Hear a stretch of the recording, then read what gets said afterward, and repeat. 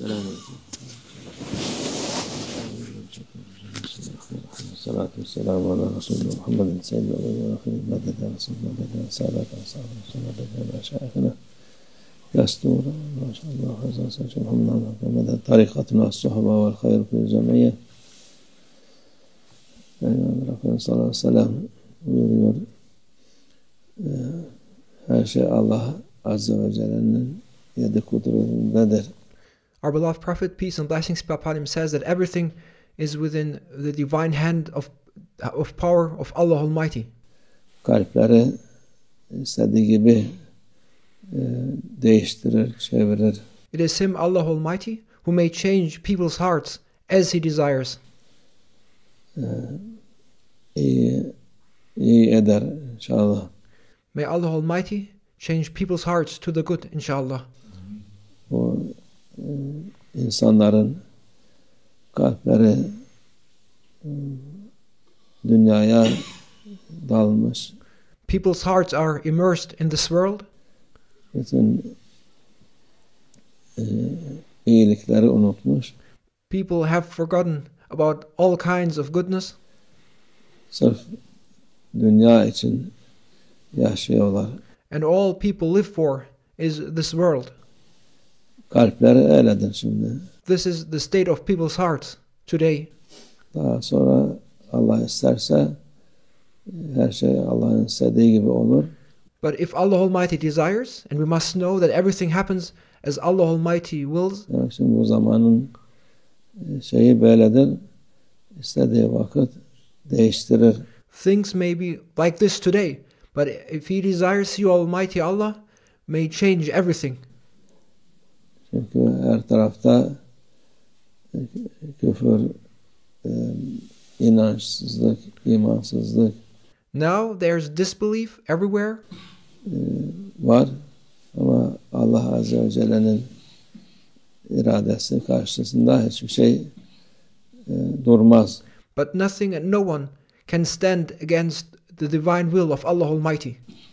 Şeytanın keydi, mekri, hilesi sökmez.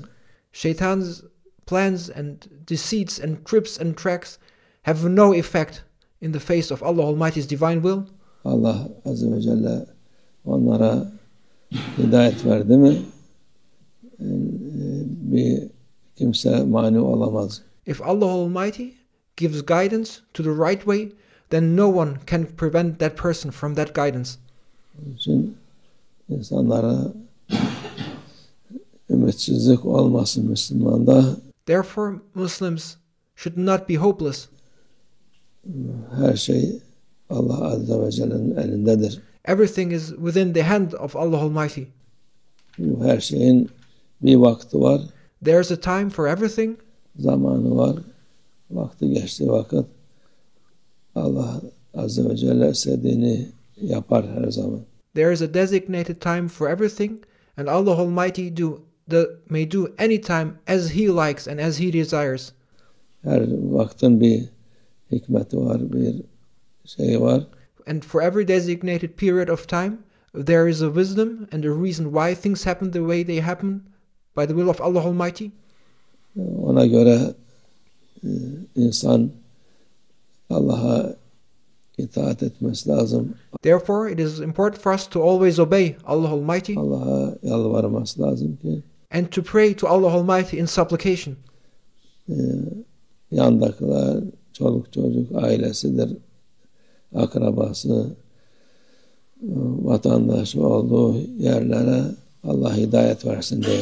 And we must pray to Allah Almighty in supplication and ask and beseech Allah Almighty to give and grant guidance to one's family, to one's neighbors, to one's relatives, to one's people that are related, to the inhabitants of one's country, to all people around, so that Allah Almighty and ask Allah Almighty to give them guidance.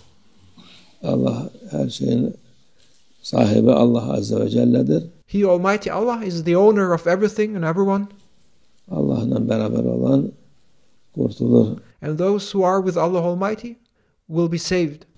Allah Azze ve Celle karşısına giden helak olur.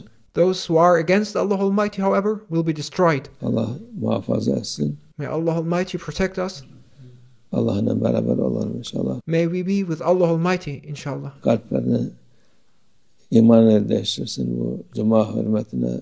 And for the honor of this Jummah, may Allah Almighty change the disbelief within people's hearts to faith and belief. Bu insanların, bu kötü yolda olanların, may Allah Almighty change the hearts for the honor of this Jummah of those people who follow bad ways to follow the right way. Allah'a hidayet versin.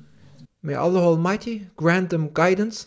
Kalbimizi de sabit kadem kılsın. And may Allah Almighty make our hearts to be steadfast in following His way. İman üzerine olalım inşallah. And may we continuously and always be following the path of faith. İnşallah. Ve minallah tevfik. El Fatiha.